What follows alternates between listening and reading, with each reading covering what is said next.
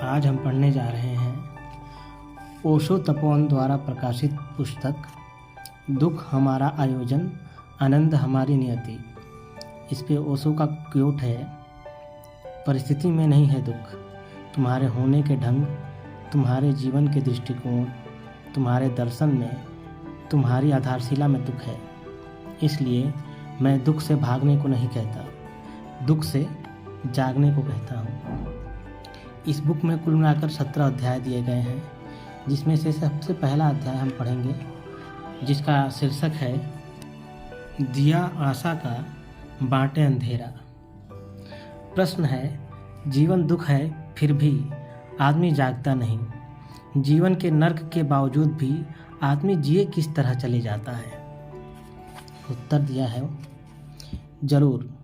विचार उठता है, इतना दुख है। बुद्ध पुरुष चिल्ला चिल्ला कर कहते हैं, मकानों की मुंडेर पर चढ़कर कहते हैं कि दुख है। जीवन दुख है, जागो। लोग बुद्धों की सुन लेते, उनके चरणों पर 2 फूल भी चढ़ा देते कि महाराज ठीक ही कहते होगे, मगर अभी मैं जल्दी में हूँ, दुकान जाना है।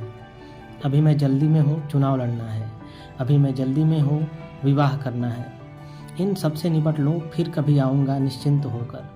ज़रूर आऊँगा, चरणों में बैठूँगा, सुनूँगा। आप कहते हैं तो ठीक ही कहते होंगे, लेकिन तुम्हारी आंखें कहती हैं कि बुद्ध ठीक नहीं कह रहे हैं। तुम्हारे प्राण कहते हैं कि बुद्ध ठीक नहीं कह रहे हैं। तुम्हें अभी जीवन में आशा है। तुम सोचते हो कि हाँ, माना कि अब तक जीवन में दुख पाए, लेकिन कल भी पाऊँगा, ऐसी क्या अनिवार्यता है। कल चीज़ें बदल भी सकती हैं। आज तक हारा, कल जीत भी सकता हूँ। आज तक नहीं मिला, कल मिल भी सकता है। नहीं मिला, इसका कारण यही होगा कि मैंने ठीक से प्रयास नहीं किया। नहीं मिला, इसका कारण यही होगा कि मैंने अपने सारे जीवन को दांव पर नहीं लगाया। नहीं मिला तो इसलिए कि दूसरे ज़्यादा चालबाज थे। पा गए, मैं सीधा साधा आदमी था, खड़ा रह गया। कल जुगत बिठाऊंगा, यत्न करूंगा, कल सब दांव लगाऊंगा। कल की आशा चलाई जाती है और कल कभी आता नहीं, और आशा मिटती नहीं। दुख तो है, सभी के अनुभव में है, लेकिन अनुभव पर आशा की विजय होती है। अनुभव तो अतीत का है, आशा भविष्य की है। यह खूबी है। अनुभव अतीत का है, अतीत तो हो गया, ठीक। यह कैसे माने कि हमारा भविष्य हमारे अतीत की पुनरुक्ति होगा। मन मानने को नहीं होता कि हमारा भविष्य हमारी अतीत की ही पुनरुक्ति होगा। और हम ऐसी कहानियाँ भी सुनते हैं, और ऐसी कहानियाँ हम बच्चों को कहते भी हैं। गजनी का मोहम्मद भारत आया, वह 17 बार हार गया। 17वीं बार हार कर जब वह भाग गया था और एक गुफा में छिपा बैठा था, उसने देखा एक मकड़ी जाला बुन रही है। बैठा था, कुछ और काम भी न था, तो देखता रहा। संयोग की बात कि 17 बार धागा टूट गया और मकड़ी गिर गई, और 18वीं बार चढ़ी और धागा संभल गया और जाला बन गया। बैठे बैठे गजनी को लगा कि मैं भी 17 बार हारा, कौन जाने 18वीं बार जीत जाऊं। मकड़ी नहीं हारी, मैं को हार गया हूँ। उठ आया, बाहर निकल आया, फिर जूझ पड़ा। हम बच्चों को समझाते हैं कि 18वीं बार गजनी जीता, तो घबराओ मत, उत्साह मत खो, लड़ो। लेकिन हम कभी यह नहीं पूछते कि गजनी जीत कर भी क्या जीता। जो हार कर हालत थी, क्या जीत कर बदली? क्या गजनी सुखी हुआ? क्या गजनी ने आनंद जाना?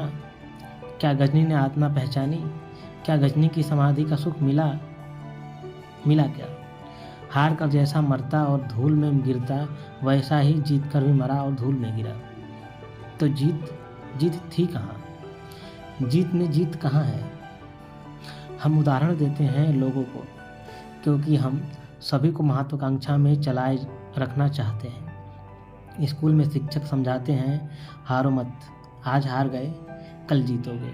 मगर कोई यह नहीं पूछता कि जीत तो जाते हैं, उनमें जीतता क्या है? हारों में और जीतों में भेद क्या है? दोनों एक से उदास और रिक्त और खाली, दोनों के भीतर की वीणा खंडित, दोनों के प्राण सूने, दोनों के प्राण में गंदगी। और अक्सर ऐसा हो जाता है कि जीते आदमी की हारे आदमी से ज़्यादा होती है। इसे थोड़ा समझना, क्योंकि हारे आदमी को अभी लगता है कि शायद जीत जाऊंगा। जीते आदमी को तो पक्का पता चल जाता है कि जीत कर भी जीत होती नहीं। इसलिए तो बुद्ध और महावीर राजपुत्र महलों को छोड़कर, साम्राज्यों को छोड़कर चले गए, क्योंकि देखा कि महलों में भी महल नहीं है, और धन में भी धन नहीं है, और यश में भी कुछ नहीं मिलता। सब कोरी बातचीत है, सब अफवाहें हैं। कितने लोग तुम्हें जानते हैं, इससे क्या होगा? 10 लोग जानते हैं, 10,000 लोग जानते हैं, कि 10 लाख, कि 10 करोड़, इससे क्या होगा? तुम्हारे जीवन में इससे क्या रूपांतरण होगा? तुम कैसे बदल जाओगे इस बात से कि बहुत लोग तुम्हें जानते हैं? यश से भी क्या होता है? भीतर तो आदमी दरिद्र का दरिद्र, धन मिले तो दरिद्र, यश मिले तो दरिद्र, पद मिले तो दरिद्र। तुम जरा पद वालों को आँख से झाँक कर तो देखो, तुम जरा धनी की आत्मा को टटोल कर तो देखो, तुम जिनको विजेता कहते हो जरा उनकी हार को तो देखो कि किस बुरी तरह हार गए हैं। लेकिन आशा है। कविता है। एक दो नहीं 26 दिए, एक एक करके जलाए मैंने। एक दिया नाम का आज़ादी के, उसने जलते हुए होठों से कहा, चाहे जिस मुल्क से गेहूं मांगो, हाथ फैलाने की आज़ादी। न एक दिया नाम का खुशहाली के, उसके जलते ही यह मालूम हुआ कितनी बदहाली है। पेट खाली है मेरा, जेब मेरी खाली है। एक दिया नाम का यकजदी के, रोशनी उसकी जहाँ तक पहुँची, कौम को लड़ते झगड़ते देखा। माँ के आंचल में है जितने पैबंद, सबको एक साथ उघड़ते देखा। दूर से बीबी ने झल्ला कर कहा, तेल महंगा भी है, मिलता भी नहीं, क्यों दिए इतने जला रखे हैं। अपने घर में न झरोखा न मुंडेर, ताक सपनों के सजा रखे हैं। आया गुस्से का एक ऐसा झोंका, बुझ गए सारे दिए। हाँ, मगर एक दिया नाम है जिसका उम्मीद झिलमिलाता ही चला जाता है। उम्मीद, आशा, कल्पना, आने वाला कल बीते कल से भिन्न होगा, जो आज तक नहीं हुआ कल होगा। ऐसा आशा को संजोए आदमी चलता जाता है। इसलिए दुख भी है और फिर भी आदमी जागता नहीं। एक दिया नाम है जिसका उम्मीद। जितने जल्दी यह दिया बुझ जाए उतना अच्छा, जितनी जल्दी तुम आशा के पार हो जाओ उतना अच्छा। मुझसे लोग संन्यास की परिभाषा पूछते हैं, उनसे मैं कहता हूँ, आशा के जो पार हो गया तुम थोड़ा चौंकोगे। अष्टावक्र ने भी यही परिभाषा की है। कहा है, ज्ञानी वही जो निराशा से भर गया। निराशा, हम तो इस शब्द से ही डरते हैं। यह शब्द ही हमें घबराता है। निराशा, यह शब्द बड़ा बहुमूल्य है। निराशा, जिसकी अब कोई आशा नहीं, जिसने सब देख लिया, सब पहचान लिया। आशा का दिया जिसका बुझ गया, जिसकी आँख खुल गई और जिसने देखा कि यहाँ रेत ही रेत है, इस रेत से तेल निकाला न जा सकेगा। यहाँ रेगिस्तान ही रेगिस्तान है, यहाँ कोई मरुद्यान नहीं। और जो दिखते हैं मरुद्यान, वे भी मेरी कल्पनाएं थीं। जो ऐसा आशा के पार हो गया। तुम जिसको निराशा कहते हो वही मेरी निराशा नहीं है, वही अष्टावक्र की निराशा नहीं है। फर्क समझ लेना। तुम्हारा भाषा कोश और अष्टावक्र का भाषा कोश निश्चित ही अलग होने वाला है। तुम निराशा कब कहते हो? जब तुम्हारी कोई आशा टूटती है तब निराशा कहते हो। अष्टावक्र कहते हैं, जब सब आशाओं से मुक्ति हो गई तब निराशा। एक आशा टूटी, तुम दूसरी बना लेते हो। इस स्त्री से नहीं मिला सुख, तुम तत्क्षण दूसरी स्त्री की तलाश में लग गए। इस धंधे से नहीं मिला लाभ, तुम दूसरा धंधा खोजने लगे। इस गांव में नहीं मिला सुख, तुम दूसरे गांव की तरफ चले। आशा एक तरफ टूटती है, तुम तत्क्षण दूसरी तरफ सजा लेते हो। दिया बुझ नहीं पाता कि तुम दूसरा दिया जला लेते हो। एक दिया जिसका नाम उम्मीद। अष्टावक्र कहते हैं, उस स्त्री को निराशा जब तुम्हें यह दिखाई पड़ गया कि आशा मात्र व्यर्थ है। आशा मात्र, यह आशा वह आशा नहीं, आशा मात्र दुराशा है, दुष्पुर है, कभी घटती नहीं, सिर्फ भरमाती है। उस क्षण में क्रांति हो जाती है, उस क्षण में तुम्हारे जीवन में एक नई किरण उतरती है। वही संन्यास है, संसार के पार से कुछ आया। संसार यानी आशा का फैलाव, संसार यानी संसार के आशा के फैलाव में कुछ उतरा पार से। तुम्हें दिखाई पड़ने लगा, तुम्हें चीज़ें जैसी हैं वैसी समझ में आने लगी। और यह मत समझ लेना कि जिसको अष्टावक्र निराशा कहते हैं वैसा आदमी निराश होकर बैठ जाता है। जिसकी आशा ही नहीं रही उसकी निराशा भी क्या रहेगी। वह दोनों से मुक्त हो गया, उदास नहीं हो जाता। अब उदासी का कोई कारण नहीं रहा। यहाँ कोई चीज़ फलती ही नहीं, फूलती ही नहीं, उदास क्या होना। यहाँ अपेक्षा करनी ही व्यर्थ है, तो अपेक्षा के टूटने का कारण भी समाप्त हो गया। ऐसा आदमी न दुखी होता न सुखी, ऐसा आदमी शांत हो जाता है। ऐसे आदमी के जीवन में शांति का रस बहता है। उस शांति के रस का ही नाम आनंद है। तुम आनंद से अक्सर सुख समझ लेते हो, वह तुम्हारी भूल है। तुम आनंद में अक्सर सुख आरोपित कर लेते हो, वह भी तुम्हारी आशा है। एक दिया जिसका नाम उम्मीद। आनंद का अर्थ होता है शांति, परम शांति। न दुख रहा न सुख रहा, सब तरंगे सुख दुख की समाप्त हो गई, निस्तरंग हो गई चेतना। पूछा तुमने जीवन दुख है, तुम्हें नहीं दिखाई पड़ा है ऐसा अभी। ऐसा तुमने सुना बुद्धों को कहते कि जीवन दुख है। यह तुम्हारी अपनी प्रतीति नहीं, अपना साक्षात्कार नहीं, यह काम नहीं आएगा। यह उधार वचन तुम्हारी छाती में कांटा सा चुभेगा, फूल नहीं बनेगा। उधार वचन कांटे बन जाते हैं, छाती में चुभते हैं, चुभाते हैं, घाव बनाते हैं, लेकिन उनसे जीवन में आनंद की वर्षा नहीं होती। तुमने जाना जीवन दुख है कि तुमने सुना बुद्धों को कहते, कि तुमने मान लिया कि बुद्ध कहते तो ठीक ही कहते होंगे, क्यों कहेंगे गलत।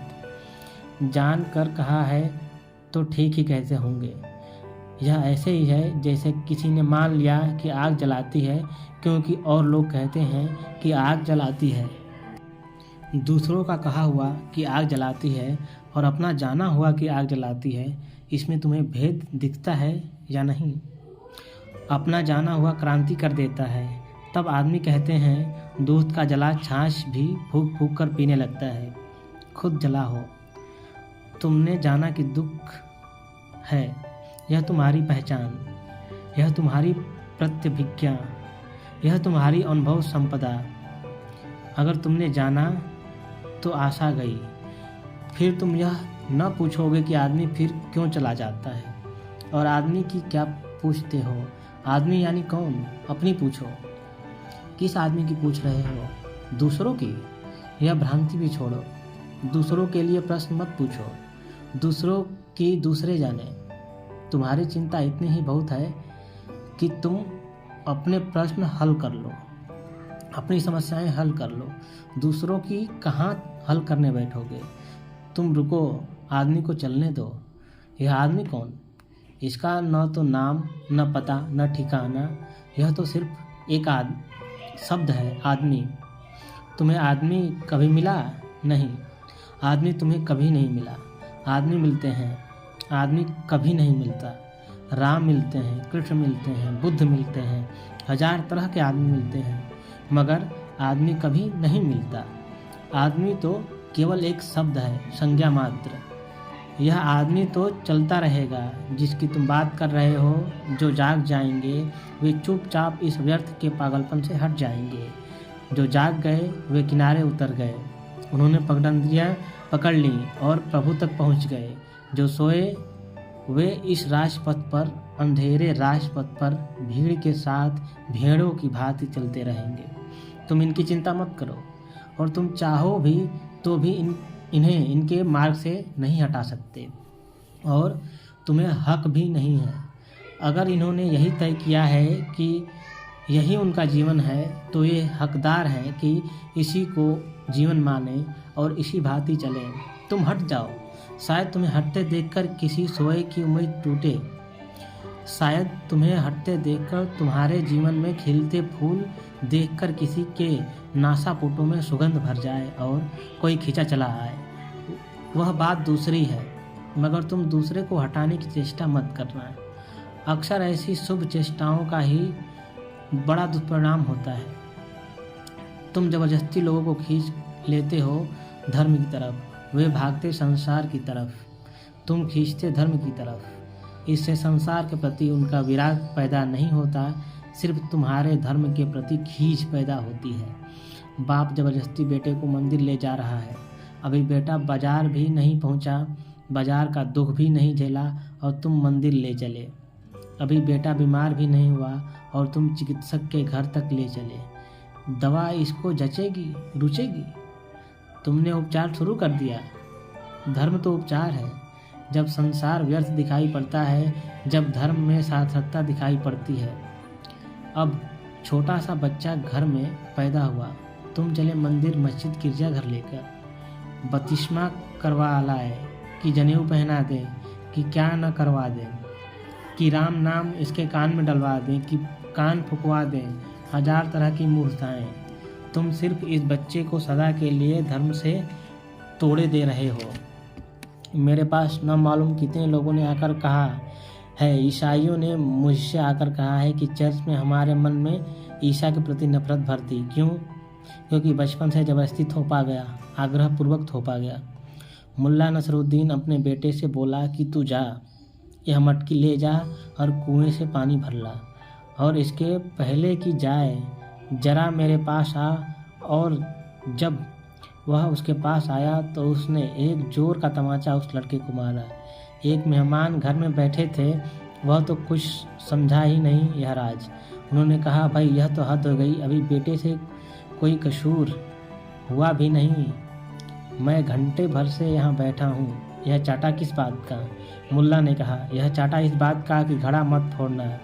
मगर उसने कहा, अभी घड़ा इसने फोड़ा नहीं। मुल्ला ने कहा, फिर फोड़ ही दे, फिर फायदा क्या? मगर अगर बेटे में थोड़े भी प्राण होंगे तो जरूर फोड़ कर आएगा, फोड़ना ही पड़ेगा। अगर बेटा बिल्कुल गोबर गणेश हो तो बात अलग, नहीं तो बेटा निश्चित जाकर इस घड़े को फोड़ देगा कुएं पर। यह तो हद हो गई। अभी घड़ा फोड़ा भी नहीं और सजा मिल गई। अभी बीमारी न थी और दवा मिल गई। तुम्हारे मंदिर मस्जिद तुम्हारे मन में धर्म के प्रति आदर पैदा नहीं कर पाते, अनादर पैदा करवाते हैं। मंदिर और मस्जिद तो किसी को खोजते हुए जाना पड़ता है, बड़ी लालसा से, बड़ी अभिप्सा से। मंदिर और मस्जिद को तो टटोलना पड़ता है, सरक सरक कर। जीवन के अनेक कष्ट और कांटों को झेलकर मंदिर का फूल दिखाई पड़ता है, नहीं तो नहीं दिखाई पड़ता। जीवन के अंधेरे में खूब भोग कर भुक्त भोगी को ही मंदिर का दिया जलता हुआ दिखाई पड़ता है। जिसने जीवन का अंधकार नहीं देखा, उसको तुम मंदिर के दिए की तरफ ले चले। जिसने अंधकार नहीं जाना, उसे प्रकाश का अनुभव कैसे होगा? तो मैं तुमसे कहना चाहता हूँ कि तुम्हें अगर जीवन में कुछ दुख दिखाई पड़ गया है तो तुम फिक्र छोड़ो औरों की, तुम उतरो, तुम डुबकी लो, तुम आशा का जाल तोड़ो, तुम जागो। बस वही एक दिया तुम्हें बुझाना होगा और उस एक दिए के बुझाते ही सूरज निकल आएगा। एक दिया नाम जिसका उम्मीद, उस एक दिए को तुम बुझा दो और अचानक तुम पाओगे कि सुबह हो गई। इधर आशा का दिया बुझ गया, उधर आत्मा का सूरज निकला। ओशो प्रवचन अथातो भक्ति जिज्ञासा 12वां प्रवचन, दूसरा प्रश्न। इसके साथ ही पहला अध्याय समाप्त।